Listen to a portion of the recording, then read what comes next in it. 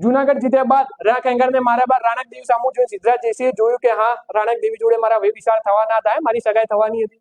અને ક્યાંક આટલા સમય બાદ રાણક દેવીને જોયા અને સિદ્ધરાજ જયસિંહ એકદમ લાગણીશીલ થઈ ગયા અને એમને કીધું ભાઈ કે कितने हसीन चेहरे मिले पर तुम ना मिले, कुछ तो तुम्हारे जैसे मिले पर तुम ना मिले, बारिश मौसम फिजा और तुम्हारी पसंदीदा चाय भी मिलने के सब इशारे मिले पर तुम ना मिले.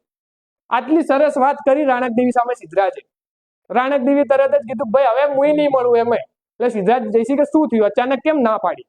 એટલે રાણક દેવી એવું કીધું ભાઈ સિદ્ધરાજ 12 વર્ષના સમય વીતી ગયા, હવે 12 વર્ષનો સમયગાળો વીતી ગયો એટલે હવે ક્યાંક હું રાખેંગારને પસંદ કરતી હતી, હવે હું તમને પસંદ કરતી નથી.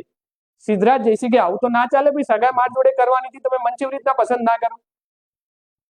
એટલે રાણક દેવીએ કીધું ભાઈ જો હવે મારી જિંદગી રાખેંગારના નામે જ હતી, હવે રાખેંગાર નથી રહેતો, મારે પણ જીવવું નથી.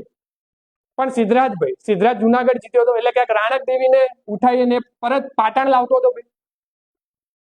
પણ રાણક દેવીએ કીધું એમ કે 12 વર્ષનો સમયગાળો વીતી ગયો અને એ 12 વર્ષના સમયગાળામાં ક્યાંક રાણક દેવી રાખેંગારને પ્રેમ કરતા થઈ ગયા હતા અને હવે રાખેંગાર દુનિયામાં રહ્યા નથી.